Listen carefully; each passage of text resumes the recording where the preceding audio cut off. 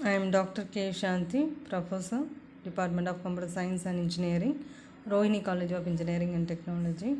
I am going to present here about the fundamental programming structures in Java, that is commands, data types as well as variable. So here the student will be able to apply the different types of command, data types as well as variables in Java program. First, let us see about the different types of Java command. So there are three types of Java command, that is the single line command, multi-line command and augmentation command. So the Java commands are the statement that are not executed by the compiler or the interpreter.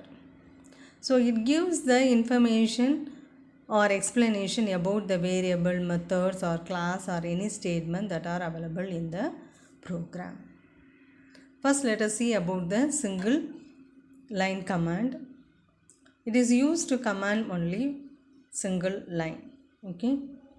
So this single line command begins with double slash and ends with end of line. Okay.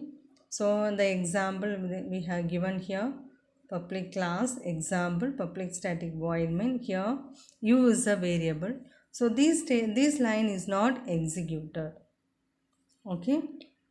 See here, this is the single line command, double slash. Again, here is a double slash, it is a single line command.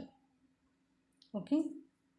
So if the program is executed, then just we are getting the output. These statements are not executed. Definitely it is shown in different color.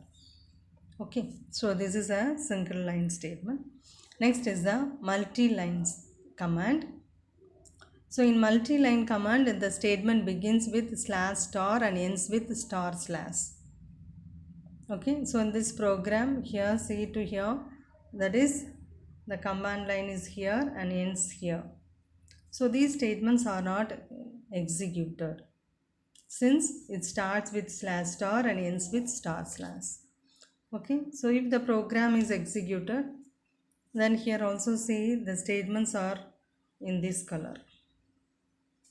Okay, so these statements will not be executed. It acts as a multi-line command.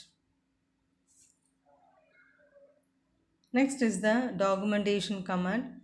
So these type of commands are generally when you are writing code for project and software packages. Okay, so it starts with double slash double star and ends with star slash. Okay, so it is the documentation command. Next, let us see about the data types. So data types, we are having different data types. So first is the, so here we are having primitive and non-primitive. Then under primitive we are having boolean and numeric. Under numeric we are having character, integer, and in integer we are having integral, we are having integer and floating point, and the floating we are having float, double, integer we are having byte, short, int, long. Okay, so non-primitive, that is the string array or the non-primitive data type. So primitive data type, Java defines 8 primitive data types: byte, short, int, long, character, float, double and boolean. This group include byte, short, int and long, and all of these have signed positive and negative value. Okay, so the tabular column shows the name of the data type and with in bits as well as the range. Long 64-bit, integer 32-bit, short 16-bit and byte is 8-bit. Next, floating point, it is also known as real number, and here it includes float as well as double, and the range is for double is 64-bit and for float it is 32-bit. Next is the character. In character, the includes character that represents symbol in character like letters as well as number. It is 16-bit type and the range they have given 0 to 65536, no negative character. Boolean, this group include Boolean. It has only two possible values, that is true or false. So let us see an example here. So here integer x is defined as 10 and the real number it is defined as 10.23 and character it is defined as z equal to, within quotes it is represented y. If we are declaring a variable as character, it can accept only one character. So the program is executed and we have got the output here.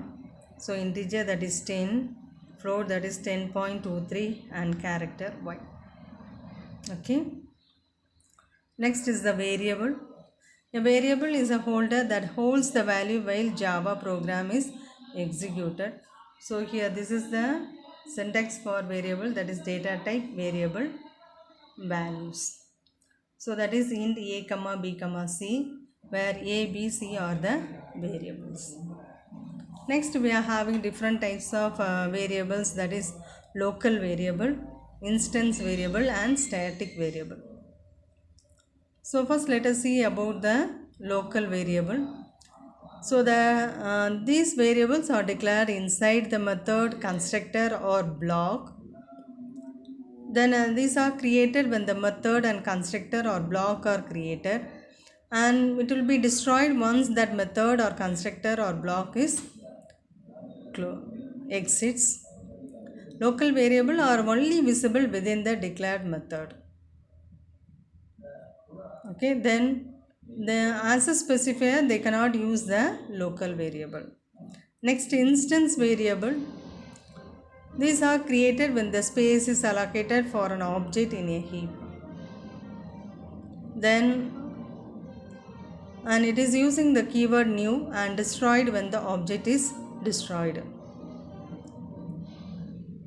This instance variable hold the value that must be referenced by more than one method, constructor or block. The instance variable can be declared in a class level before and after the use. And this instance variable cannot be declared as static. Next is the static variable.